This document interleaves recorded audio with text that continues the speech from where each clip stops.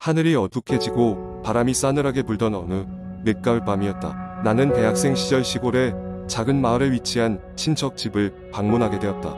그곳은 인구가 적고 사람의 왕래가 드문 곳이었지만 오랜만에 가족들과 함께 시간을 보내고 싶어 그곳으로 향했다. 이 마을에는 오래된 전설이 하나 있었다. 수십 년 전 이 마을 근처에서 한 여자가 실종되었고 그 이후로 그녀의 영혼이 마을을 떠돌고 있다는 이야기였다. 마을 사람들은 밤이 되면 함부로 집 밖을 나서지 않았고 특히 숲 근처에는 웬만하면 가지 않으려 했다. 그 숲 근처에 들어간 사람들은 아무 이유 없이 갑작스러운 두려움에 사로잡혀 비명을 지르거나 눈물로 범벅이 되어 돌아오곤 했다고 한다. 물론 나는 이런 이야기를 그저 흥미로운 전설 정도로만 받아들였다. 친척 집에 도착하자마자 따뜻한 저녁 식사를 마친 뒤 사촌 형과 함께 마을 주변을 산책하게 되었다. 밝은 가로등 아래에서 형과 이런저런 이야기를 나누며 걷다가 문득 어느새 숲 근처까지 다다르게 되었다. 형은 그 숲을 가리키며 남들이 말하는 그 전설 이야기를 다시 꺼냈다. 전설과 달리 그의 입에는 미소가 걸려 있었고 그는 별일 없을 거라며 숲 안쪽으로 한 발자국 내딛었다. 나는 왠지 모르게 주저하면서도 형의 뒤를 따랐다. 숲속은 바람 소리와 나뭇잎이 스치는 소리 외에는 아주 조용했다. 하지만 얼마 지나지 않아 갑작스런 싸늘함과 동시에 등골이 오싹해지는 느낌이 들었다.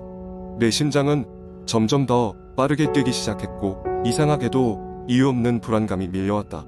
형은 앞에서 왠지 모르게 더디게 걸음을 옮기며 나를 돌아보았다. 그의 얼굴에 걸린 미소는 사라졌고 어떻게 해야 할지 모르는 눈빛이었다. 그때 멀리서 희미한 여자의 울음소리가 들려왔다. 순간 얼음처럼 굳어버린 나는 그 방향을 본능적으로 피하고 싶었지만 내 다리는 움직이지 않았다. 형도 그 소리를 들은 것처럼 나를 끌어당기며 밖으로 나가자고 했지만 우리는 그 소리의 출처를 확인하려는 호기심을 이기지 못했다. 소리가 나는 쪽으로 조금 더 다가가자 울음소리는 점차 분명해졌고 우리를 더 깊은 숲속으로 끌었다. 숲속의 기운은 묘하게 변했고 어느샌가 온몸의 싸늘함이 감돌기 시작했다. 울음소리는 점점 더 애처롭게 들렸고 우리는 어느 순간 몸이 건조하게도 그것을 지나쳐버렸다. 그런 뒤 우리는 작은 빈터에 다다랐다. 그곳에는 아무도 없었다. 그러나 그 순간 울음소리는 갑자기 사라지고 고요함만이 숲을 감싸냈다. 우리는 서로를 바라보며 한동안 아무 말도 하지 못했는데 그때 숲 뒤에서 휙 하는 소리가 나며 바람결에 무언가 스치는 소리가 들렸다. 형은 침착하게 고개를 돌렸고 나는 그저 머릿속이 하얘진 채로 그곳을 바라보았다. 그리고 우리는 너무도 끔찍한 광경을 마주했다. 검고 긴 머리카락을 늘어뜨린 여자가 한없이 슬픈 눈으로 우리를 지켜보고 있었다. 그녀의 존재는 설명할 수 없을 정도로 무섭고도 슬픈 기운을 풍기며 그 자리에 서 있었다. 형은 비겁하여 내 팔을 잡고 달리기 시작했다. 우리는 숲을 빠져나오기 위해 있는 힘껏 뛰었다. 발밑에 낙엽이 바스락거리는 소리만이 우리의 패닉 상태를 더욱 부추겼고 숲에서 빠져나올 즈음엔 거의 정신을 잃을 지경이었다. 그때 뒤를 돌아보았지만 아무것도 없었다. 모든 게 잔잔했고 바람조차 불지 않았다. 우리는 겨우 집으로 돌아와 숨을 고르며 자신들이 본 것이 무엇인지 이해하려 했다. 결국 그날 밤 잠을 이루지 못한 우리는 친척들로부터 그 여자가 수십 년 전에 실종된 여자의 모습과 비슷하다는 이야기를 듣고 등골이 오싹해졌다. 그날 이후 나는 그 마을의 숲 근처에는 다시는 가지 않았다. 그리고 그 전설의 이야기가 단순한 오보는 아닐지도 모른다는 생각에 사로잡혀 있었다. 이 모든 것이 그저 우연의 일치였을까? 아니면 우리가 본 것은 정말로 전설 속의 그녀였을까? 대학 시절에 많은 시간이 흘렀지만 그날 밤의 그 경험은 아직도 생생하게 남아있다. 그리고 가끔은 그 길고 신비로운 밤의 이야기를 누군가에게 들려주곤 한다. 물론 그 이야기가 진실인지는 나 자신조차도 확신할 수 없지만 말이다. 두 번째 이야기 2000년대 초반 내가 아직 중학생이던 시절의 이야기다. 우리 가족은 서울 외곽의 한 작은 주택으로 이사하게 되었다. 그 주택은 낡았지만 얼큰한 느낌을 주는 곳이었고 오래된 큰 정원이 함께 있었다. 내가 처음 봤을 때부터 이 집에는 어떤 오래된 비밀이 숨겨져 있을 것 같은 기분이 들었다.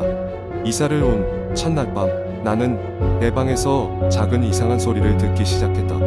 그 소리는 벽 너머에서 나는 것 같았고 마치 누군가가 속삭이는 소리처럼 느껴졌다. 처음에는 오래된 집이라 그런가 보다 하고 대수롭지 않게 넘겼다. 하지만 날이 갈수록 그 소리는 점점 더 분명하게 들리기 시작했다. 하루는 늦은 밤 나는 그 소리 때문에 잠에서 깨어났다. 소리는 이번에는 아주 또렷하게 들렸다. 도와줘. 여기, 난 여기 있어. 나는 깜짝 놀라 고개를 돌려 방 안을 살폈지만 당연히 그곳에는 아무도 없었다. 가족들을 깨우기는 싫어서 나는 이불을 머리끝까지 끌어올리고 떨며 다시 잠에 들었다. 다음 날 아침 나는 부모님께 혹시 이상한 소리를 들었는지 물어보았다. 하지만 그들은 내가 너무 피곤해서 그런 것이라며 대수롭지 않게 넘겼다. 나는 그날 이후로 귀마개를 하고 잠을 자기로 했다. 그러면 그 소리가 덜 들릴 것 같았으니까. 그러던 어느 날 나는 학교 도서관에서 우리 동네의 미스터리 라는 오래된 책을 발견했다. 호기심에 그 책을 읽어 내려가던 중 우리 집과 관련된 이야기를 우연히 발견하게 되었다. 그 이야기에 따르면 오래전 그 집에는 한 소녀가 살고 있었는데 그 소녀는 무언가에 홀린 듯 종동집 벽 속으로 들어가려 했다고 한다. 그리고 어느 날 그 소녀는 끈적도 없이 사라지고 말았다고 기록되어 있었다. 이 사실을 안 이후로 나는 매일 저녁방에서 들려오는 그 목소리가 혹시 그 소녀의 목소리가 아닐까 하는 두려움에 사로잡혔다. 하지만 이상하게도 그 소리는 점점 내게 더 친숙하고 다정하게 느껴지기 시작했다. 마치 나와 친구가 되고 싶다는 듯이. 어느 날 밤 나는 큰 용기를 내어 그 목소리에 말을 걸어보기로 했다. 누구세요? 그러자 잠시 침묵이 이어졌고 곧 이어 작은 목소리가 대답했다. 난 소영이야. 여기서 나갈 수 없어. 나랑 놀아줄래? 나는 순간 당황했지만 무언가에 이끌려 대화를 이어나갔다. 그 후로 매일 밤 우리는 대화를 나누었고 나는 점점 소영이라는 존재와 친해지게 되었다. 시간이 지나면서 소영은 내게 집 벽 뒤에 숨겨진 비밀 통로가 있다고 알려줬다. 그곳을 통해 그녀를 구할 수 있다고 했다. 두려웠지만 나는 소영을 도와주고 싶었다. 어느 날 밤 나는 소영이 가르쳐준 대로 작은 손전등을 들고 벽을 두드리기 시작했다. 그리고 마침내 나는 벽의 한 부분이 약간 푹 들어가는 것을 발견했다. 손으로 힘을 주어 그 부분을 밀어내자 작은 문이 열렸다. 나는 가슴이 두근거렸지만 용기를 내어 그 통로로 들어갔다. 그곳은 아주 좁고 어두웠지만 나는 소영의 목소리를 따라 계속해서 앞으로 나아갔다. 얼마나 걸었을까? 나는 마침내 통로 끝에 다다랐고 그곳에는 정말로 소영이라는 소녀가 서 있었다. 그녀는 옛날 사진 속에 나올 법한 하얀 드레스를 입고 있었고 슬픈 눈으로 나를 바라보고 있었다. 그녀는 나에게 감사하다며 드디어 자유로워졌다고 말했다. 그리고 서서히 사라져갔다. 아침이 되었을 때 나는 엄청난 피로감에 잠에서 깨었다. 모든 것이 꿈처럼 느껴졌다. 하지만 책상 위에 놓인 낡은 하얀 드레스를 보고 그 일이 단순한 꿈이 아니었음을 알 수 있었다. 그 후로 더 이상 그 목소리는 들리지 않았고 나는 가슴 속 깊이 소영이 이제는 평화롭게 쉬고 있다는 것을 느꼈다. 이 경험은 나에게 정말 특별한 친구를 만들어 주었다. 눈에 보이지 않아도 서로 이해하고 도울 수 있는 친구. 그리고 나는 그 집을 떠날 때까지 매일 밤 작은 인사를 건넸다. 잘 자, 소영아. 고마워. 세 번째 이야기. 서울의 한적한 동네에 위치한 오래된 아파트 단지. 이곳에는 수십 년간 다양한 사람들이 거주해왔지만 몇 년 전부터 이상한 소문이 돌기 시작했다. 특히 501호에 살던 세입자들은 하나같이 오래 머물지 못하고 급하게 이사를 갔다. 여러 가지 이유들이 있었지만 그들이 공통적으로 주장한 것은 밤마다 들려오는 정체 모를 울음소리였다. 처음 이곳에 이사 온 것은 30대 중반의 회사원인 정민이었다. 정민은 이곳이 회사와 가까워 비용 또한 저렴하다는 점에 반해 501호 입주를 결정했다. 입주 첫날 그는 이사를 도와준 친구들과 함께 늦게까지 짐을 정리하고는 술 한잔하며 하루를 마무리했다. 밤이 깊어 창밖으로 달빛이 스며들 때쯤 정민은 잠을 청했다. 그런데 이상하게도 몸이 무겁고 자꾸만 잠에서 깼다. 시계를 보니 새벽 2시 30분. 갑작스런 갈증에 부엌으로 가려던 그 순간 낯선 소리가 귓가를 스쳤다. 누군가 흐느끼는 소리가 방 안을 떠돌고 있었다. 처음에는 잘못 들었다고 생각했다. 하지만 소리는 점점 선명해졌고 그것이 인간의 발성이라고 확신할 수 있었다. 겁에 질린 정민은 라디오를 켜두고 자기로 했다. 그날도 그 다음 날도 소리는 사라지지 않았다. 그러다 일주일쯤 지났을 때 정민은 회사를 다녀오는 길에 아파트 경비원에게 이 일을 털어놓았다. 경비원은 의미심장한 표정으로 여기서 그런 소리를 듣는 사람은 너뿐이 아니야. 전에 살던 사람들도 같은 얘기를 했지. 원인을 알기 위해 여러 번 확인했지만 아무것도 찾을 수 없었어. 낙원화했다. 호기심과 두려움이 교차하던 정민은 인터넷 커뮤니티에 자신의 경험을 올리며 다른 사람들의 의견을 듣기로 했다. 그의 게시물엔 곧 다양한 댓글이 달렸다.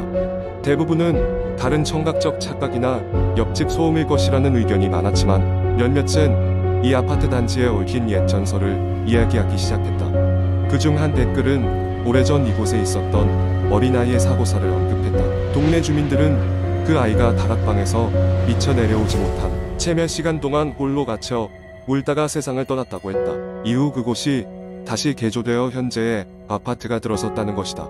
정민은 댓글에 적힌 내용을 읽고 더 이상 그 사실을 무시할 수 없었다. 그는 깊은 밤 처음으로 두려움을 이겨내고 소리가 시작되는 장소를 찾아보았다. 소리는 다락방으로부터 비롯된 것처럼 한 구석에서 더 크게 들렸고 정민은 다락방 입구를 향해 무거운 발걸음을 옮겼다. 차갑고 습한 다락방의 문을 열자 그의 시선을 끈 것은 오래된 장난감이었다. 100년은 된 것 같은 낡고 먼지 덮인 장난감 곰인형이 바닥에 덩그러니 놓여 있었다. 이상한 기운이 흘렀지만 정민은 그 인형을 집어들고 밖으로 나왔다. 그리고 그 순간 정민의 귀에 또렷이 속삭이는 소리가 들렸다. 놔두고 가지마. 공포에 질린 정민은 그 인형을 다시 다락방에 던지고는 문을 닫아버렸다. 그 후 정민은 그곳에서 하루도 더 있을 수 없었고 서둘러 이사를 결정했다. 몇 년이 흐른 지금 501호는 여전히 새로운 세입자들을 맞이하고 있다. 그리고 그들 또한 그 울음소리를 들으며 떠나고 있다. 각기 다른 이유를 대며. 하지만 그 비밀을 진정으로 아는 이는 아무도 없다. 울음소리가 보는 이들에게는 그저 무시무시한 공포로 남아있을 뿐이다.